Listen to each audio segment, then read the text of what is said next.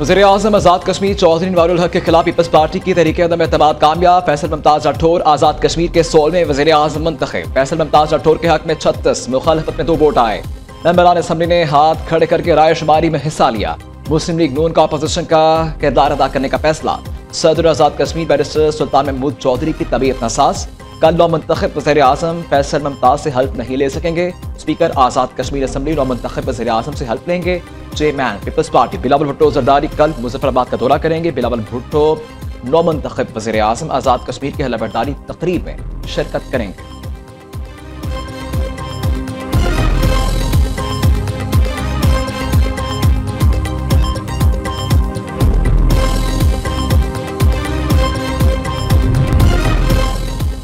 एक ही शख्स आयन इंतजामी ढांचे की तबाही का जिम्मेदार कैसे हो सकता है? क्या मेरी काबीना के मेंबरान इसके जिम्मेदार नहीं? चौधरी अनवारुल हक का आज़ाद कश्मीर कानून साज असम्बली में इजहार ख्याल। तकरीर के बाद अनवारुल हक 5 साथियों समेत ऐवान से बाहर चले गए। मीडिया से गुफ्तगू में कहा, जाने का इरादा 6 माह पहले ही कर लिया था। आज आज़ादी का दिन है। आज के हवाले से एक ही बात कहना चाहता हूँ, शुक्र अल्हम्दुलिल्लाह। नए आने वालों के लिए भी नेक जज्बात हैं, अल्लाह उन्हें कामयाब करे।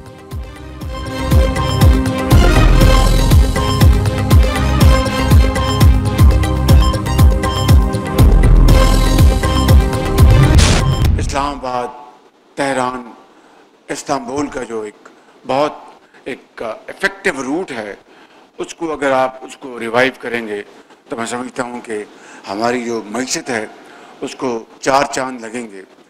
इसी तरीके से जो आपने अभी यहाँ पर बताया कि ADP $2 बिलियन के एक उन्होंने लोन मंजूर कर रही है ताकि वो कराची रोड़ी तक एक नया जाल बिछेगा। वज़ीर-ए-आज़म शहबाज शरीफ का कराची तारोड़ी नया रेलवे ट्रैक बिछाने का ऐलान। तेहरान इस्तांबुल का बेहतरीन रेलवे ट्रैक है, इसे बहाल करेंगे तो मईशत को 4 चांद लगेंगे। कराची सर्कुलर पर मंसूबा कराची के आवाम के लिए इंतहाई नागुज़ीर है। यकीन है ये मंसूबा जल्द हकीकत बनेगा। शालीमार एक्सप्रेस को मुसाफिरों के लिए दोबारा नई ट्रेन बना दिया। मुसाफिरों के लिए वाईफाई की सहूलत भी फराहम की गई। मुसाफिरों के इंतजार का डाइनिंग रूम, खुद का टिकट सिस्टम बहुत शानदार है। वज़ीर-ए-आज़म का कराची रेलवे स्टेशन की ताज़ीन और आराइश का इफ्तिताह। शहबाज शरीफ ने कहा कि दहाइयों बाद रेलवे के मौजूदा निज़ाम को जदीद निज़ाम में बदला गया। वज़ीर रेलवे हनीफ अब्बासी मुबारकबाद के मुस्तहिक़ हैं। इन्होंने अपनी कारकर्दगी से मुखालफीन के मुंह बंद कर दिए।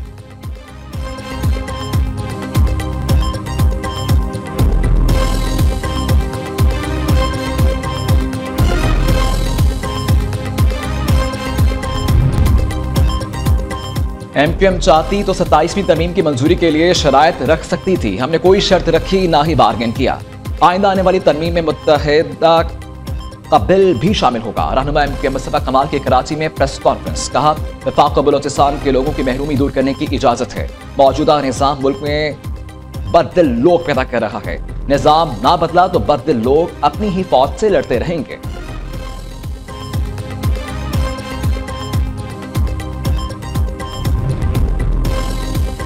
MQM के वफाकी वज़ीर ने पीपल्स पार्टी पर बेबुनियाद इल्ज़ामात तराशी की। बिलावल भुट्टो की 27वीं तरमीम से मुतालिक बयान में MQM का कोई जिक्र ही नहीं था। मुत्तहिदा मुर्दा सियासत को दोबारा दफन करने की कोशिश ना करें। MQM ने हमेशा झूठ की सियासत की, बहतान लगाना छोड़ दें। MQM मुस्बत सियासत करे तो हम भी साथ देंगे।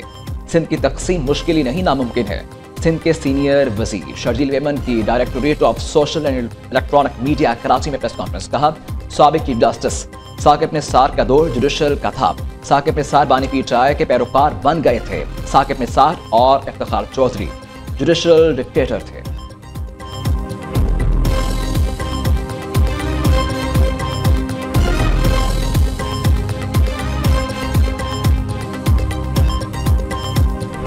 I will bear true faith and allegiance to Pakistan.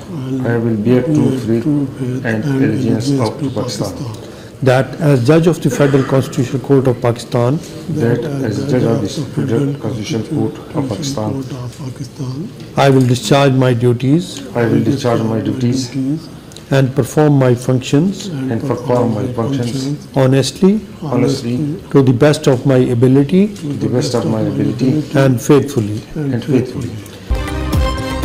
वफाकी आईनी अदालत के मजीद 2 जजेस ने हल्फ उठा लिया। जस्टिस रोजी खान और जस्टिस अरशद हुसैन शाह से चीफ जस्टिस अमीनुद्दीन खान ने हल्फ लिया। हलबरदारी की तकरीब इस्लामाबाद हाई कोर्ट में हुई। वफाकी आईनी अदालत के पहले ही रोज बड़े फैसले। किंग एडवर्ड मेडिकल यूनिवर्सिटी के वाइस चांसलर तकर्री के खिलाफ हाई कोर्ट का फैसला खत्म कर दिया। वफाकी आईनी अदालत ने सिंध हाई कोर्ट के फैसले पर हुक्म इम्तना जारी कर दिया। पंजाब रेवेन्यू डिपार्टमेंट के मुलाजमीन को वकील करने की मोहलत दे दी। जिंदगी बचाने वाली अद्वियात से मुताल्लिक ड्राफ्ट से रिपोर्ट भी तलब कर ली। चीफ जस्टिस अमीनुद्दीन ने कहा, अवामी मफाद का मुकदमा है, हुकूमत अद्वियात की फराहमी को जायजा ले। आइंदा अदालत का खैबर पख्तूनख्वा हुकूमत को पहला बड़ा रिलीफ। हुक्म इम्तना जारी। जस्टिस हसन रिजवी ने रिमार्क्स दिए, गरीब मजदूर के पास सिक्योरिटी डिपॉजिट की मद में इतना पैसा कहां से आएगा। अदालत ने मुतल्लिका फरीकैन को नोटिस जारी कर दिए।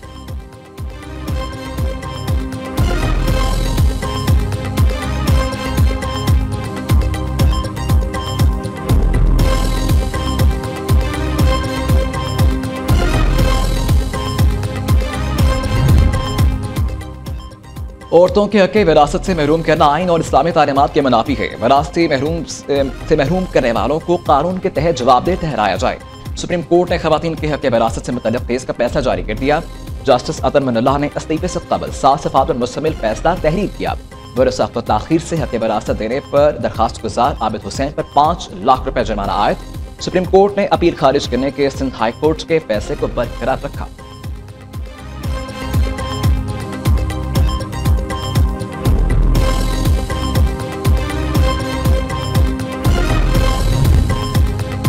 छब्बीस नवंबर एहतजाज केस। अलीमा खान के एक बार फिर नाकाबिल जमानत वारंट गिरफ्तारी जारी।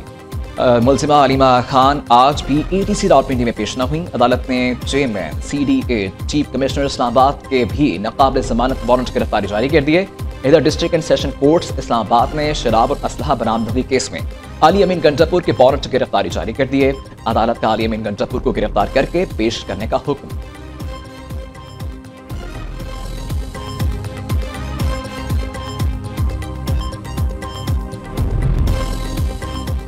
जो बंदा ज्यादा देर जेल में रह जाए वो फिर मेडिकल ग्राउंड पर ही बाहर आता है। मेडिकल ग्राउंड पर बाहर आकर वो बिल्कुल ठीक हो जाता है। दूसरे मुल्कों में घूमता फिरता है और उसे कुछ नहीं होता। इस्लामाबाद हाई कोर्ट के जस्टिस मोहसिन अख्तर कियानी के मेडिकल ग्राउंड पर जमानत के केस की समाअत के दौरान दिलचस्प रिमार्क्स।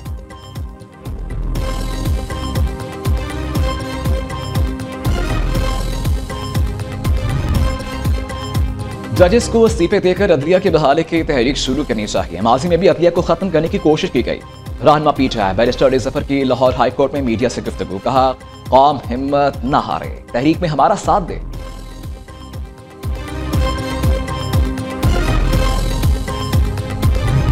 खैबर पख्तूनख्वा हुकूमत ने दी इकोनॉमिस्ट की रिपोर्ट को हक़ाइक़ के मुनाफी करार दे दिया। मुआविन ख़ुसूसी शफीउल्लाह जान का कहना है रिपोर्ट गैर मुसद्दक़ा और सियासी प्रोपेगेंडा पर मबनी है। रिपोर्ट तहकीक से खाली और सहाफ़ती अखलाकियात के खिलाफ है। बानी और पीटीआई के तर्ज हुक्मरानी को जानिबदाराना अंदाज में मस्ख करके पेश किया गया। गुमनाम ज़राए घरेलू अमले की अफवाहें और सियासी मुखालफिन के बयानात को हकीकत बनाकर सामने लाया गया।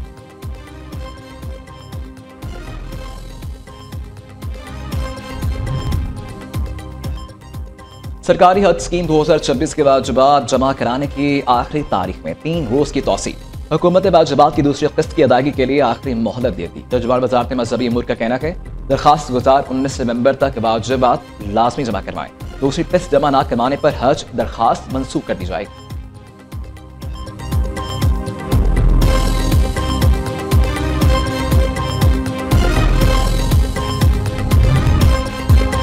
कला वाला हिसार पेशावर में विंटेज क्लासिक कार शो का इनेकाद। FC खैबर पख्तूनख्वा नॉर्थ के ज़ेरे तमाम शानदार मेला, पुरानी और नायाब गाड़ियां हाज़रीन की तवज्जो का मरकज बनी रही।